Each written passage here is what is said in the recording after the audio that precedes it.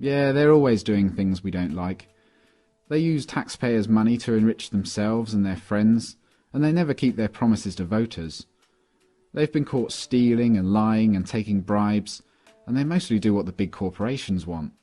Yeah, they're always doing stuff like that. They're completely corrupt. They're a bunch of lying crooks. Well, at the moment we don't have a court of law. We have a color of law, which is fiction. UCC is a set of codes that was set up over 100 years ago by lawyers. And with the Uniform Commercial Code comes contract law. It's all to do with contract. So we are not under any law.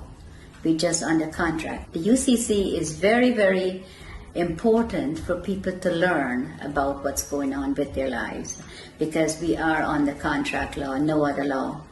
There is no law at all. Majority of the judges here in the United Kingdom are not judges. They're just doing business. They might be a retired lawyer. They're doing business as judge. And so-called judges in Malawi and in Canada? All of them, exactly the same system. They're under the UCC. When you buy a car, you are invited to defraud yourself by then handing it over to the Crown of the State, unwittingly. Yes, because it's fraud, and they're committing this fraud, and they're not letting you know what they're doing. They make millions, hundreds of millions. The highway belongs to us. It says you have to pay to drive on the road. You don't. The DVLA is just a corporation set up by the Crown. All these corporations are set up by the Crown. The only reason to have a license when you drive a car is if you're doing taxi service or doing it for business. But if you're driving for your personal use, going to work, going to the market, take your family out, going on vacation, that you don't require a license. There is no law that requires No. you. You can move about the surface of the earth unmolested. Yes. That's law. That is the law. Yes, that is the law. But that's not what they're But telling these you. fictions, these costumes, these people wielding batons and guns and tasers, they've somehow been given license by the government to apprehend you, arbitrarily stop and search you, terrorize you, rip you out of your vehicle. Who gave the traffic enforcement officers the right to stop and apprehend people going about their God-given business? Corporate police. If you call a police officer and you know whose side they're on, if you call a police officer and a bailiff is at your door, they will tell you they cannot come because it's a civil matter. But if the bailiff calls them, they will come.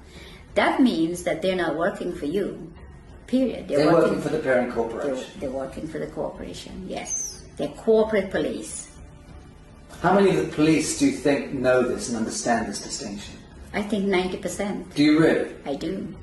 I do. In the United States and in... And here, yes. Yes, 90% of the police know they're corporate police. The court systems, the justice system, the policing system, all of these systems are designed to securitize, commercialize human beings, harvest them monetarily. Yes. Right. The average human being would, if they understood this, would utterly reject this system. Of course. If they understood it. Of course. But of course most people are completely indentured to it. Yes. Are mind controlled. Yes. Reading the newspapers, watching the television, and repeating verbatim the bullshit that's taught to them. Yes. So, when this Prime Minister said she's going to give 300 billion to the common market, where do you think she's getting the money? Not from your wages that you pay taxes on. That's a different set of money. She gets it from your trust fund, from your birth certificate. That's where they get the money to build the roads and do everything you could think of. what do you think it would be the median value of the average 50-year-old by the time they turn 50 in the United States? What has been traded? I would In their name. say maybe $1 billion, over $1 billion. Right. We have gold. For every pound that if you weigh 8 pounds at birth, you have 8 pounds of gold set aside for you. Assigned to you by whom? By the Crown. In England? Yes. And in the United States? Yes. By the Treasury? Yes. And Because the United States is owned by the Crown. I think if people get to know and they come together, it doesn't take hundreds of millions. 1 million sovereigns get together can make a hell of a lot of difference, because the word spreads from one to the other. And once people get to know that this is what is being done to them, it's going to be like wildfire. Once people get to know the law, what they're under, and what they're doing to them, and how they're making... You see, they make things to distract you, like the news and all this fake, all this stuff, television, and this is what they do. So once people can get together, if 100 people go to the bank and all keep taking out £100, before the end of the day, the bank will close. It's very simple if people get to understand what's going on. And it would be good for them to know, because we need to stop this. We need to stop what they're doing to people, hurting people for no reason, put people in poverty.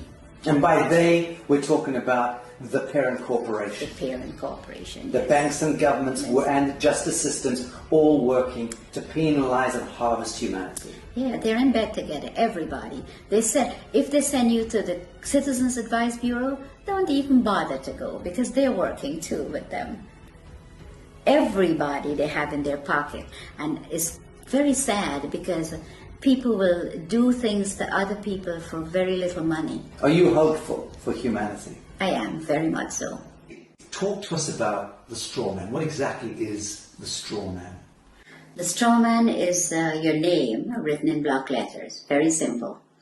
It was done at birth. What the government did, or the corporations now, not government, what they did is they took your birth certificate and made a second birth certificate with a trust, a Sisti QV trust. They made it in all block letters.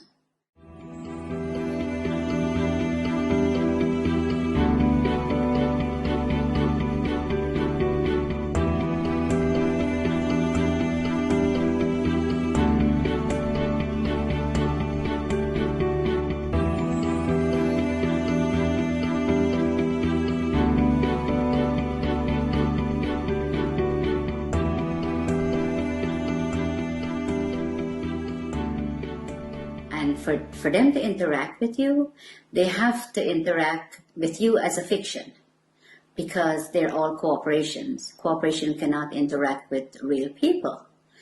So they made a straw man. They call it a straw man because it has no soul and is spiritually dead. So let's break this down. You're born in the hospital room. A certificate of live birth is issued. What happens is that she has to register the child's birth. She has to go to the registration office and register. If she does not register, she will be taken to court, according to what the law is saying. They take the birth certificate that she registered as an informant, informing then that she has the child, and they made a duplicate in all block letters. She didn't, they did. So they've turned a living child now into a trust, fiction. into a fiction. Trust, yes. Which has a certain value allocated to it. Value, yes. Millions of dollars or pounds. And that trust, let's call it a bond, because that effectively becomes traded thereafter. Yes, it becomes warehouse bond for money. So every human being that has been registered to the state or the crown by the mother ends up becoming some kind of a bond that is traded on the stock market. Yes. Without you ever knowing it. Yes. Without disclosing. And this is happening since the early 1900s. What they've done is really fraud, because they're fraudulently taking your child's birth certificate and make it into a dead entity. The dead entity birth certificate is making billions of pounds or dollars, depends on which country you're in. So your straw man is considered a dead entity, and the corporation can interact with it. If you have to go to court, it's not going to be in your real name, because they don't have it. All they have is the dead entity, and they interact with that.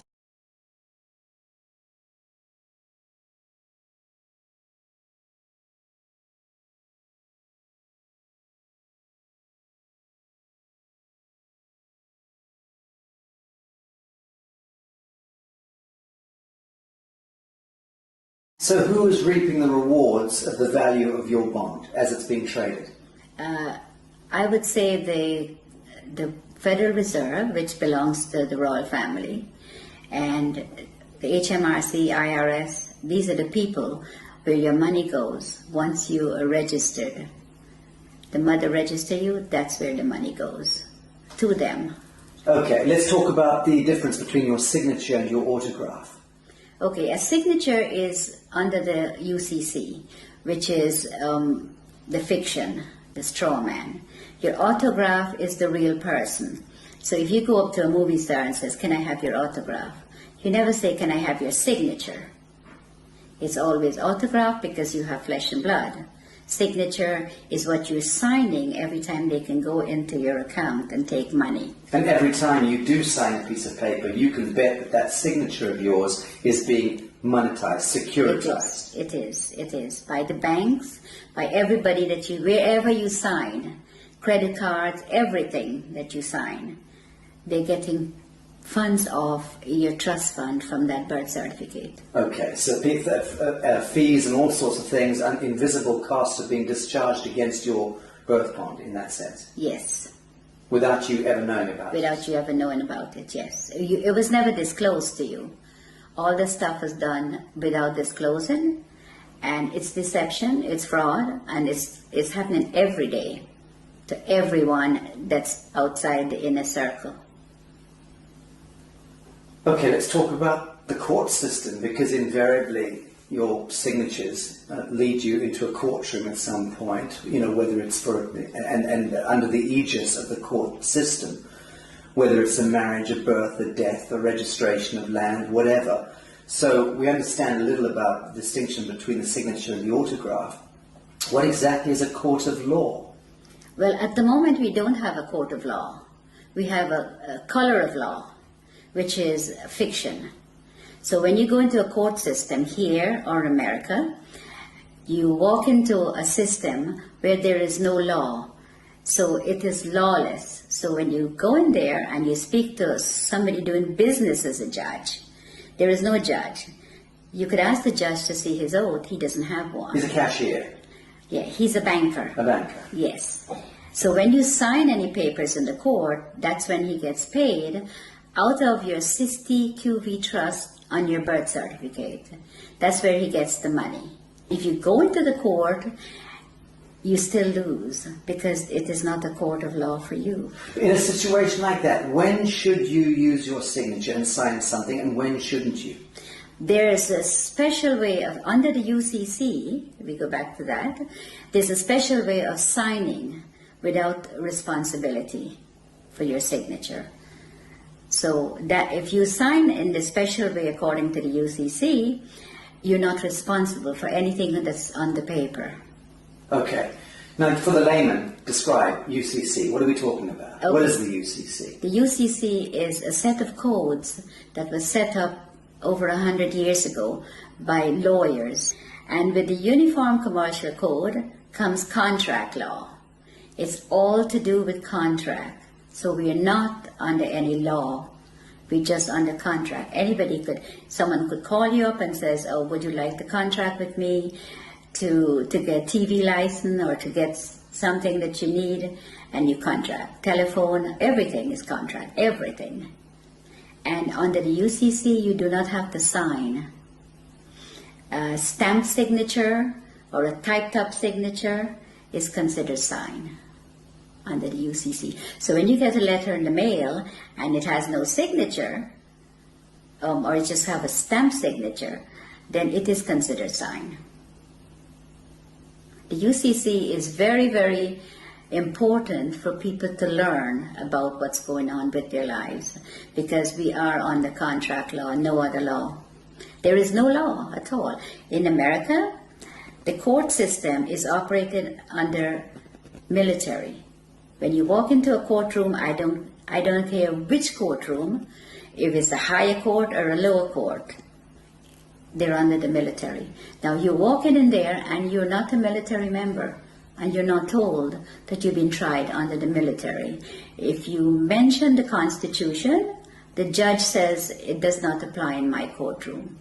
But you don't know what he's saying. because you don't know what they're doing to you when you're there.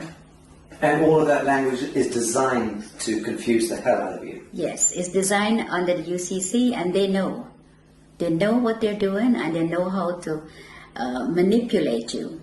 So you're saying all judges are very schooled and versed in UCC? Yes. They're taking special training schools in order to learn this? Yeah, the president appoints all the federal judges in America. And they go to Scottsdale, Arizona and Reno, Nevada to train how to apply this fraud contract in the courtroom. And in the United Kingdom? The United Kingdom, majority of the judges here in the United Kingdom are not judges. They're just doing business. They might be a retired lawyer. They're doing business as judge. And so-called judges in Malawi and in Canada? All of them, exactly the same system. They're under the UCC. Okay, I want to talk about some mundane issues. Who owns your car? The DVLA in England. In the United Kingdom? Yes. Department of Vehicle Licensing Agency. Okay. Yes. Well, the DVLA owns the car. It tells you on your registration, you are not the owner. You are just the registered keeper. Now, if you look up registered keeper, it says a person who is responsible for taking care of the vehicle, pay the taxes, pay the license, pay the insurance, and take care of it. But the DVLA could take it from you anytime they feel like. Crush it. They could clamp it. Because once you've registered it, you've handed it over to the Crown of the state. That's right, yes. It's no longer yours. It's not yours, never. So again, when you buy a car, you are invited to defraud yourself by then handing it over to the Crown of the state, unwittingly. Yes, because it's fraud, and they're committing this fraud, and they're not letting you know what they're doing. They make millions, hundreds of millions. The highway belongs to us. It says you have to pay to drive on the road. You don't. The DVLA is just a corporation set up by the Crown. All these corporations are set up by the Crown. The HMRC, the DVLA, they all do the same thing.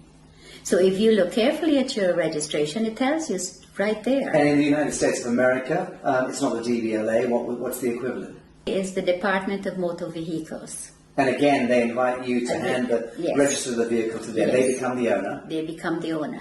The only reason to have a license when you drive a car is if you're doing taxi service or doing it for business.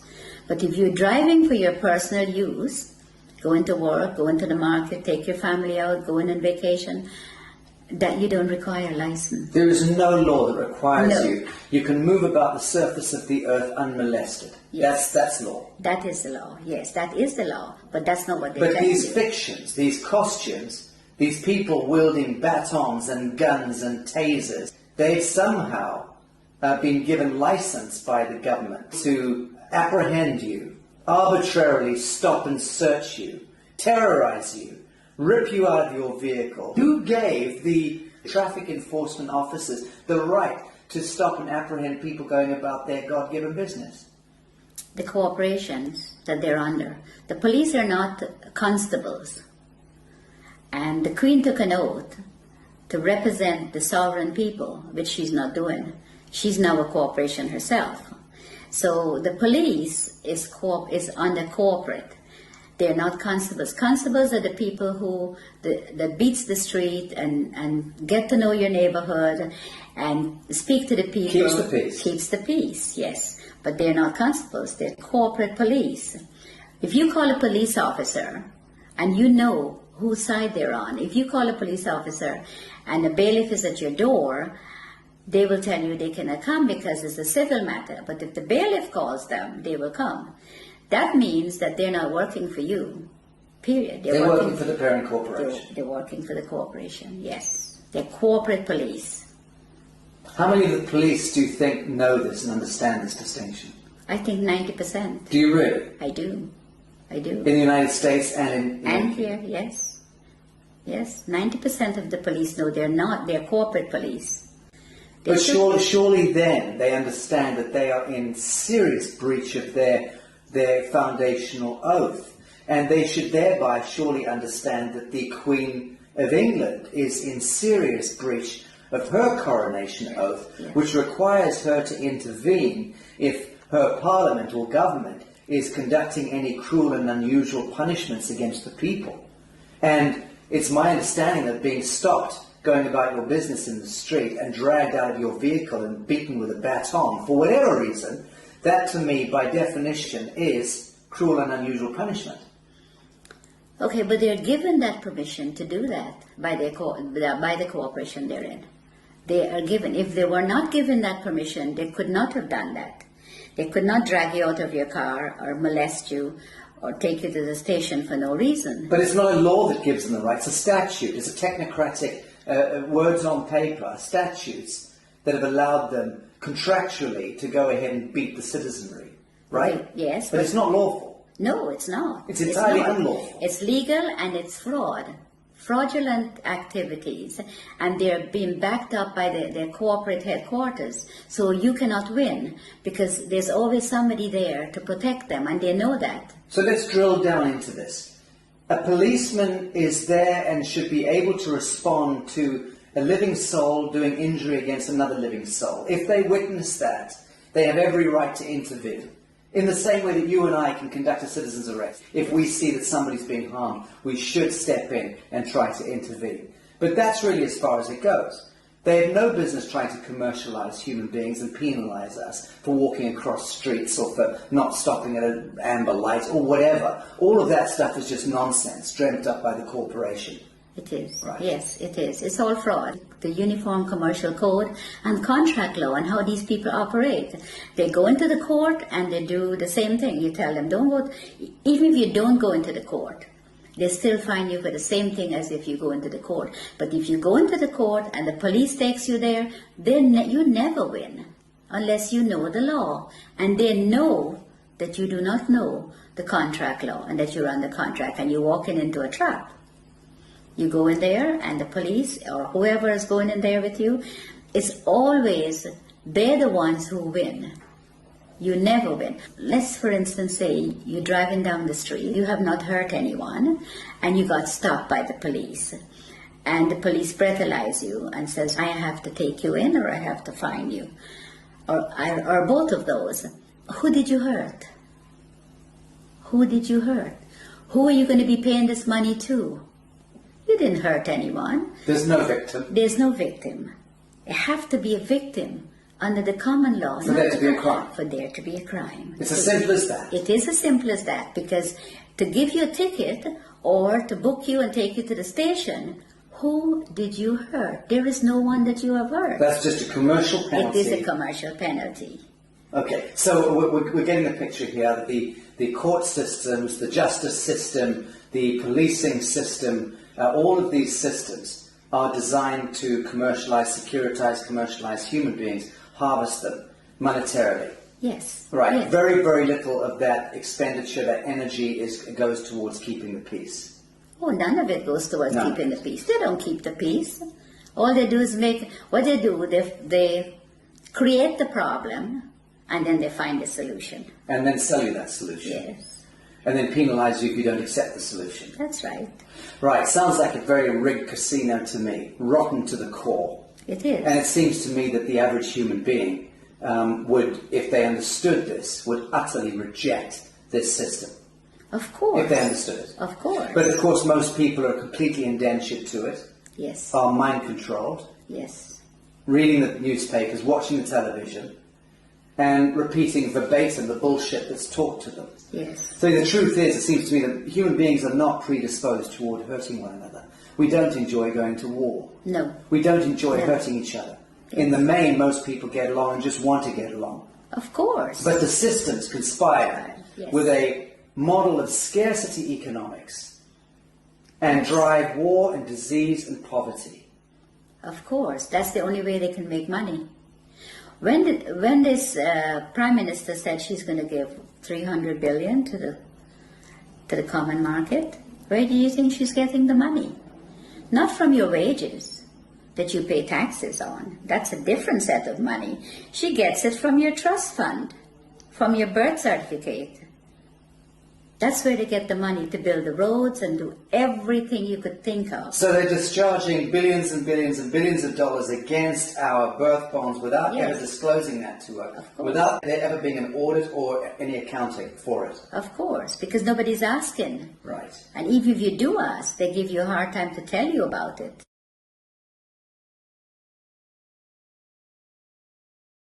So if you try to go and discover your own birth bond, let's call it that, and you try to discover the true value, how does one go about doing that? You apply to the Federal Reserve for it. There's forms that you can fill in, and you can, once you find the bonds and the serial numbers, you can get it from the Federal Reserve because they have it. And you can then discover the value of your bond? Of course. And the average, let's say, 50-year-old in the United States would be worth what? A 50-year-old in the United States, it could be worth hundreds of millions. But one comment, if you go on the website and you put in your birth certificate number, and it comes up only one, you have hundreds of thousands of people are trading on it. Right. That's only one that you know of. I think what I'm getting at is, what do you think it would be the median value of the average 50-year-old by the time they turn 50 in the United States? What is being traded? I would say, in their name? I would say maybe $1 billion, over $1 billion. Right. Has been traded. Okay. Because when I checked, on one of my numbers is over 283,000 people are trading on it. Can you imagine how much money that is? So when we hear that the US has a debt of $23 trillion or whatever it is, that fictitious money was all pumped out of the air, but effectively it was discharged against the value of the people. Yes. Right, so that's where the fiction emerges. Yes. And it becomes this huge imbalance that no one quite understands. How on earth do we get that much money? They just made it up as they go along and tell us what they want to tell us. Yes, but they'll validate the making up of that money by, on paper, discharging it against the value of the citizenry. And the citizens' gold, our sovereign gold. We have gold. For every pound that if you weigh 8 pounds at birth, you have 8 pounds of gold set aside for you. Assigned to you by whom? By the Crown. In England? Yes. And the United States? Yes. By the Treasury? Yes. And because the United States is owned by the Crown. Let's okay. So let's say there's 200 odd nations of the world. There's hundreds and hundreds of small island states. But there's about 200 nation states, big nation states. They are all of them a franchise of the Anglo-American Corporation. Yes. Let's call it that. Yes. And that the Anglo-American Corporation is an extension of the British Crown. Crown, yes. And the British Crown is collateralized by what, or backed by what? Gold. And by the people. The hundreds of millions of people. The British Empire has just went on the ground. It's still there. Controls the Bank of International Settlements, controls all the reserve banks around the world and so on. Right? Yes. Correct. So at what point do you believe the world sees through this grotesque fiction and then addresses the source code and then writes it? I think if people get to know what the UCC and the contract law does, and your straw man is your main problem. Once you can control your straw man, and it is yours and not theirs anymore, then you're in the right path. This is beautiful what you just said. You're talking about reclaiming the fiction that was established, the false light. Yes. Reclaiming the false light that was established in your name, given your identity, so to speak, at birth, without your knowledge. You're talking about us needing to reclaim that false light and step into ourselves, our true selves, as a people of the world, in order to reclaim reality from the fiction. Yes. That's powerful. Yes, it is. And that's what I think everyone needs to do. All the sovereign people that's in poverty and whatever they put us in, that's what we need to do. We need to reclaim that, what they are making money on. That is ours. Then you wouldn't have wars, you wouldn't have people fighting for money, you wouldn't have poor people. Everybody will be okay. Everybody. But they do not want you to. If you do that, that will break down their system, and they do not want that. So once you know, you need to get into it, and you need to start reclaiming your straw man. It is yours. Now, Bibi, you learnt all of this the hard way. You were sitting in your office in the United States running a very successful real estate business a number of years ago. Very successful, selling 20 to 30 properties every month. Yes. You had a lot of your own properties, you were living there with your family. Yes. Life was good. Yes. And into your office walked a corrupt policeman and an IRS agent. Yes. And these gentlemen effectively put you on the spot, told you that there was one of your clients that you were selling a house to was a drug dealer. Yes. And which you had no idea. Yes. How would you know? And they effectively then tried to pin this a crime onto you by suggesting that you were effectively receiving laundered funds. Yes. And out of the blue, your life turned into some grotesque horror story. Yes. You were dragged into court, Yes. and the next thing you were put in prison for Yes. 8 years. Yes. Your life destroyed. Yes. And that was where you learnt Yes. law. Tell us about this. Well, when I went to trial, and I thought, well, how could they do this? I have shown for 10 years my bank statements, so they see that I had no money was laundered by me. The gentleman I sold the property to brought $5,000 of his own money, and he got a loan from the bank for the difference. And the bank loan officer testified at my trial, but I ended up in prison. And I wondered how they did it. I thought, well, there has to be something that I've missed. I saw in the courtroom, what was displayed, it was all acting. Like everybody, like we were in a theater, and they were acting, and I was the victim. Role playing. Yes, the lawyers, the prosecutor, they were all, my lawyer guaranteed my freedom. And I got sentenced to 8 years. Now, when I got locked up, my main aim was to find out how I end up there. Without doing, and I had over $1 million of real estate paid for, money in the bank.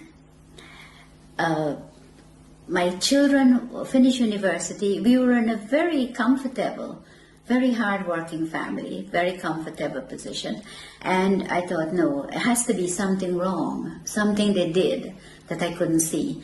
And for every single day, for 7 years, I learned every single day. Christmas, birthdays, every day. You studied. I studied. You studied law. Yes. And you understand that you came to understand the highest expression of law, this UCC law. Yes. And what they're doing and how they could get you in there and how they could lie, how they commit fraud. And they all thought they were all laughing when I was found guilty, like, well, they get paid, you see. I didn't, lots of money. I didn't know at the time. And these people, I was in the prison, and there were hundreds of women that were there that was in the same position as I was. They were tricked into the system. Yes, they didn't do anything. And then once they're in prison, they're having a prison bond issued. Oh, yes. And then their prison bond is traded on the stock market, Yes. making huge amounts of money. With their numbers, yeah. And they're relegated to becoming slave workers. Yes. And no one's told this. No, they get 12 cents per day. The food that was served in the kitchen was from the Gulf War. Cans of meat and all kinds of stuff. And they said the prison is not making any money, and they're telling the people out there that the prisons are losing money, and all these drug dealers and all these people coming into prison, and we don't have enough money. That's a lie. They're making thousands of dollars a day per prisoner. I know it's at least $3,000 a day. Yes. Per prisoner. But they invest into the prison system, into Unicor. Prisons for profit. Prisons for profit. Disgusting. And they invest in the prisons, and they make hundreds of billions of dollars. And the prisoners get 12 cents a day, and the food that they feed the prisoners... Not fit for dogs. No, it comes from the farms, and they get tax write-off on it. The chicken may be 2-3 months old and all kinds of stuff. They serve horse meat for beef. Well, you're about to launch an online workshop and tutorials through the Newark University, teaching UCC and explaining to people from around the world how they can navigate their situation, whatever their situation may be, because all of us are facing penalties and cruel and unusual punishments. Yeah. But let's discuss something as mundane as a parking ticket, okay? Something that everybody understands. What are the do's and don'ts? You've just gone back to your vehicle and there's a parking ticket on it. It's parking tickets are a contract. You do not have a contract with your council. They put a ticket on there. There's no contract, so you don't have to pay that ticket. So what are your steps? You send the ticket back to them. No contract. And you tell them no contract. They have to produce a contract where you sign to say that if you park somewhere that you're not supposed to, you will have to pay the ticket.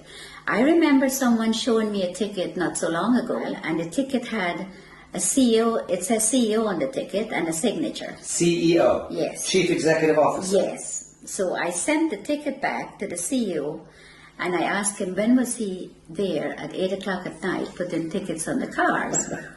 It just goes to show that people do not look at their tickets either because they don't know.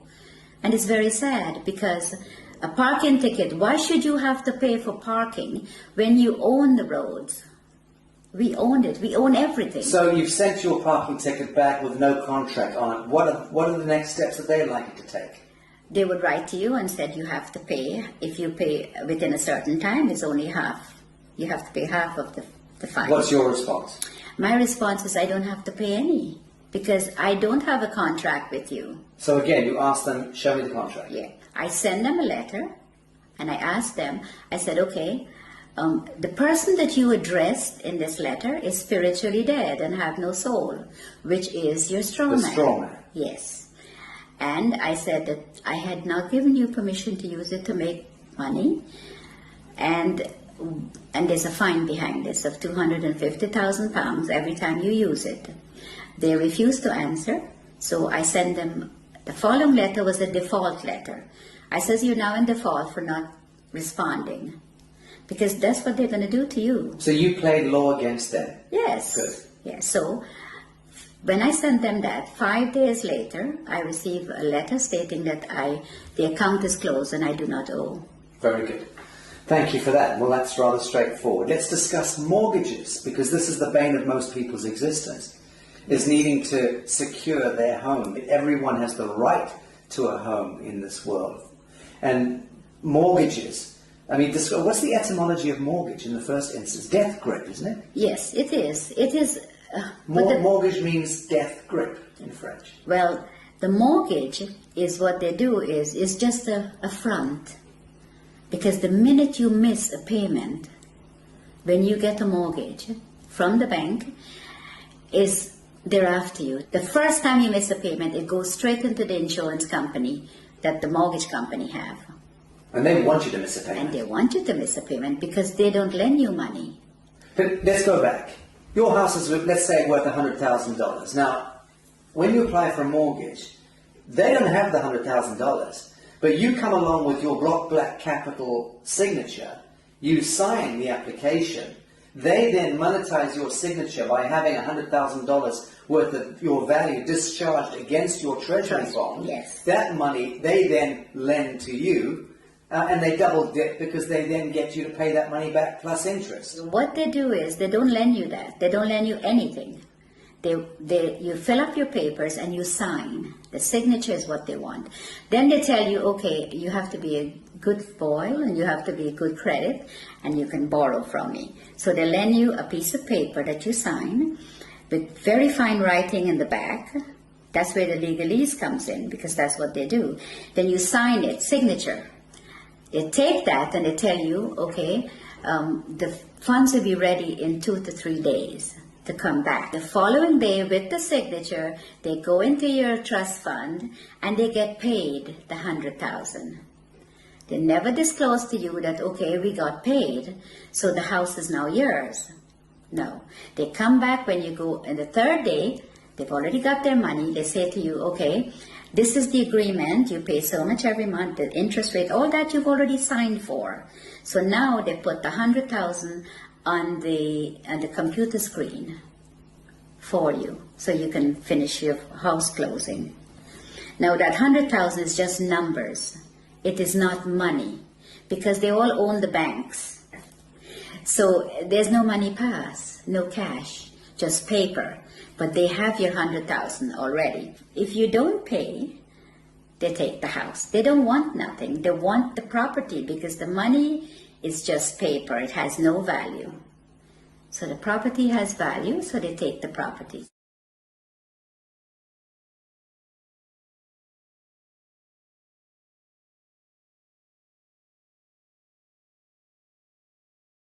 So let's talk about allodium title. What is allodium title? Why is it so important? Okay, allodium title is important because you do not own the land. They tell you it's freehold, but it's not freehold. The land is owned by the Crown. All the land in England. I'm a farmer in Minnesota, and you're saying that my land is owned by the Queen. Yes. I'm a farmer in Mozambique. Your land is owned by the Queen. The Queen of England. The Queen of England. She owns all the land. So what happens is you own that piece of brick that's sitting on it, that they call freehold or your house. You own that. You don't own the land. So the land, the allodium title, is to own your land. So you can put a sign up and says no trespassing, private property. When you put that sign up, you have to own the land, because owning the house doesn't mean anything. It's the land they want. See, the bank takes the house, which is part of the Crown, and the Crown owns the land. That's how it works. And you don't own anything. Ever. Ever. You are just a mere user. So long as you are acting as your straw man. Now, when we reclaim ourselves from this fiction, and we do it as a people, many of us do it, what then do you see? How do you see the dissolution of government, the dissolution of this behemoth, this Molochite monster that has taken over our lives, indentured us into bonded slavery all around the world, 7 billion souls, owned and controlled, indentured to a couple of hundred National Reserve banks themselves, indentured into the Bank of International Settlements, that controlled through the US Treasury, the Federal Reserve, the IFC, the IMF, the World Bank, and so on, back to the Crown of England, and behind that, the Vatican. So all of that grotesquerie, that fiction, when do you see us as a people of the world reclaiming real reality from that fiction? And how is that likely to play out? I think if people get to know and they come together, it doesn't take hundreds of millions. 1 million sovereigns get together can make a hell of a lot of difference. It's going to be like wildfire once people get to know the law, what they're under, and what they're doing to them, and how they're making... You see, they make things to distract you, like the news and all this fake, all this stuff, television, and this is what they do. So once people can get together, if 100 people go to the bank and all keep taking out £100, before the end of the day, the bank will close. It's very simple if people get to understand what's going on. And it would be good for them to know, because we need to stop this. We need to stop what they're doing to people, hurting people for no reason, put people in poverty. And by they, we're talking about the parent corporation. The parent corporation, The banks and governments and justice systems all working to penalize and harvest humanity. Yeah, they're in bed together, everybody. They said, if they send you to the Citizens Advice Bureau, don't even bother to go, because they're working too with them. Everybody they have in their pocket. And it's very sad, because people will do things to other people for very little money. Are you hopeful for humanity? I am, very much so. Bibi Bacchus, thank you. I do love you.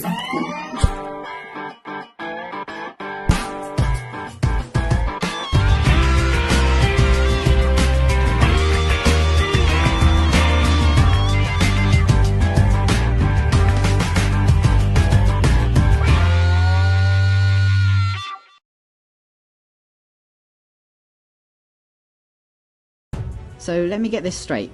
A long time ago, a small bunch of regular humans had a meeting and created a document called a constitution that said that they can rob everyone else, millions of people, using threats of violence to make everyone obey their rules and commands. But so that the masses of the people would let them get away with this robbery and slavery, that small bunch also promised in the same document that there were some things the government would never do, and they described a way to structure government so as to restrain it. But over time, the promises have proven to be worthless, the restraints have proven to be useless, and government has grown significantly in size, power and scope, violating more and more of the rights of the people. It sounds to me that if the Constitution was written to constrain government, then it's been a complete failure.